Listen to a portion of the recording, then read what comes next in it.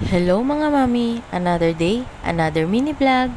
So today is Friday, nagkayayaan nga kaming lumabas at gumala sa Walter. By the way, nagre-ready na nga kami dyan para umalis. Wala talaga kaming planong umalis ng bahay kaso nga naisipan ko nga na ilibot yung mga bata. Alas 10 na nga ng umaga na yan, kagigising lang din ni Daddy at kauuwi lang din ng school ni Mojo, kasusundo ko lang din sa kanya. Maaga siyang umuwi ngayon gawa nga nang wala siyang tutor dahil nagsab yung teacher na nagtuturo sa kanya at walang time para maturuan siya ngayong araw. So napaisip ako kung ano yung mga pwede naming gawin habang nasa bahay kaso sadyang wala talaga kaming magawa kaya niyaya ko na lang silang gumala at ilibot yung mga bata. Sabi ko nga kay Daddy bumangon na siya para makapaglibot naman yung mga bata. Total naman nakatulog din siya ng maayos ngayon. So nakarating na nga kami dito sa Walter. Ayan at naglalakad na yung mga bata. Si Emmy ngayon lang yan nakapaglakad ng ganyang katagal kasi nga lagi siyang naka-carrier. Pero ngayon nga hindi ko na nga siya binibit-bit gamit yung carrier dahil mabigat na talaga siya at hindi ko na kaya. Sumasakit na din minsan yung likod ko at balakang. Since marunong naman nakako siyang maglakad at tumakbo-takbo, ayan hinayaan ko na nga din tumakbo at ma-enjoy naman niya yung pagpunta dito at makapaglaro siya sa palaruan. And mukha namang nag-e-enjoy siya sa paglalakad niya dahil nakatagal siya sa paglalakad dyan at tumatakbo pa nga sila kasama yung mga kuya niya. Sobrang nag-e-enjoy sila habang tumatakbo dyan. Napahinto nga kami dyan sa cool school na yan na design kasi nga gusto daw magpa-picture nila Kuya Mojo. Pero ayan nga't nag-iisip din kami kung ano yung pwede naming makain. Pero bago pa kami pumunta dito, sabi ni Kuya Mojo gusto daw niya ng toy and alam na namin kung anong ibig sabihin niya. Gusto niyang pumunta ng McDo. Ayan nga't nagtatatakbo siya kasi gusto niya na makapunta sa McDo agad-agad. Sa sobrang excited nga niya, iniiwan niya na kami at nauuna na siya doon sa loob. Nung sinabi niya yon, alam na namin na gusto niya kumain sa McDo para makakuha ng laruan. Saktong-sakto nga yung pagpunta namin dito sa McDo dahil meron silang bagong toys na ino-offer. Unlike before na talaga namang naubos katulad ng Minions, gustong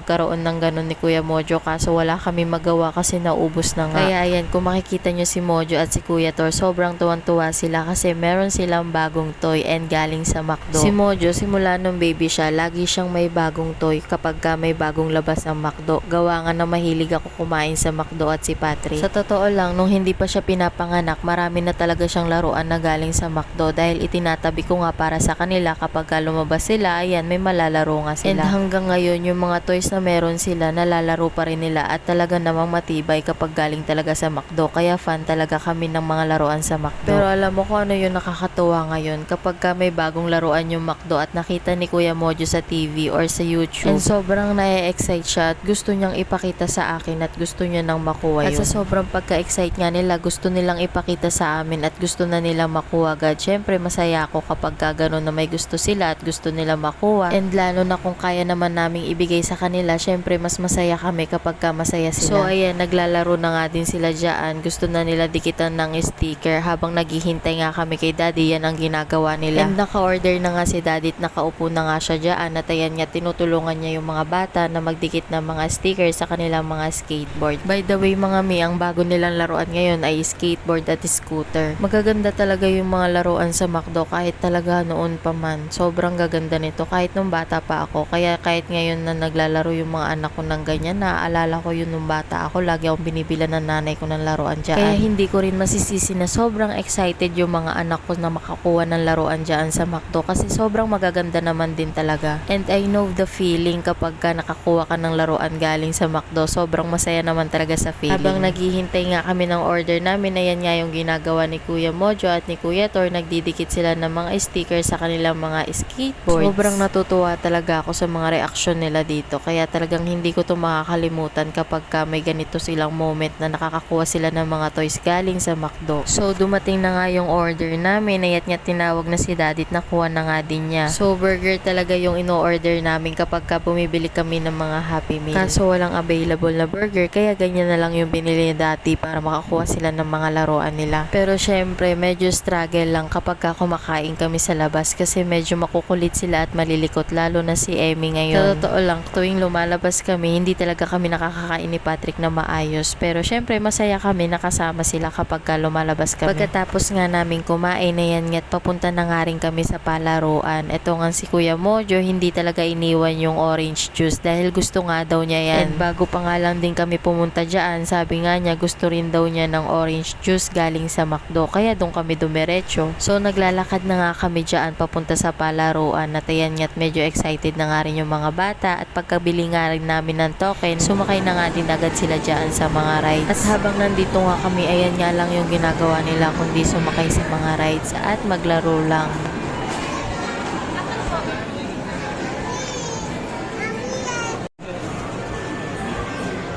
Si Tordin daw.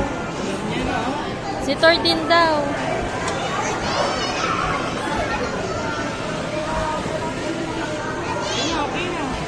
Hindi na token.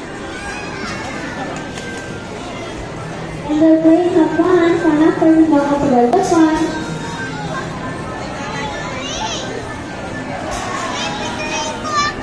Ay, ikaw din. Sana for the mga paglalakad.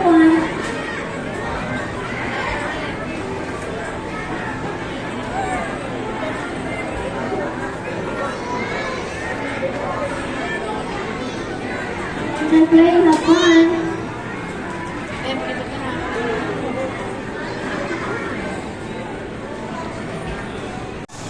Green.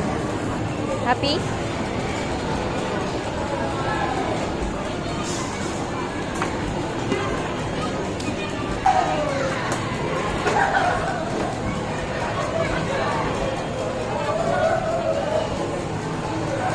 Sit down, sit down.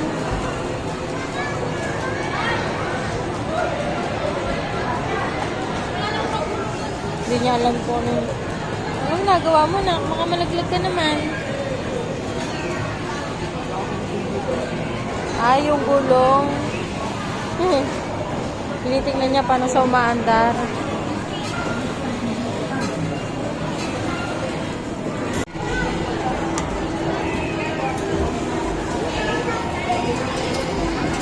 Mojo!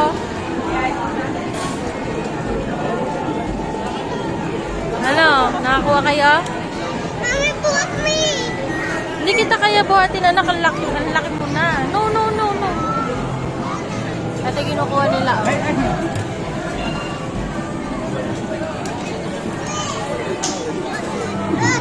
Ay, wala. Pahingi akong token. The place of one. Mamaya. Baka maipit ka, mamaya. Doon tayo kila kuya yun, oh. Kukuha si kuya ng chocolate. Halika, dali. Oh.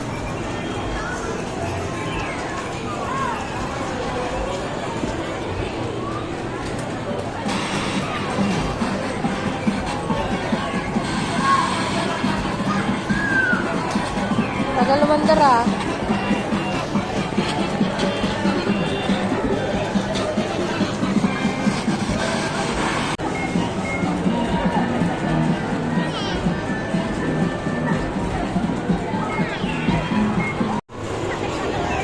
And after the moment to the fun, enjoy your fun moment, have fun.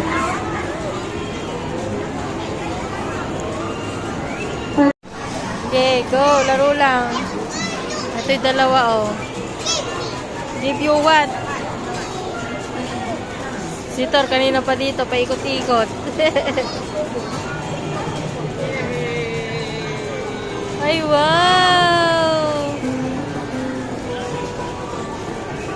Ito isa gusto dito. Siya nagturo niyan.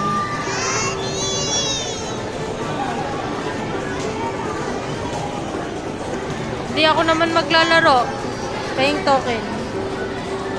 Panafternoon, paalala po mula sa World of Fun, mapakiingatan at bantayan pong mainit. Click mo. Sige, click.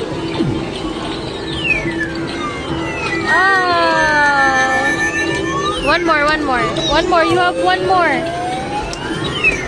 Oh, wala na naman. Ako nga, si Mami nga. Ako nga. Sige, go. Tignan mo, kinuha mo yung token ko. Ah, kailan pa rin.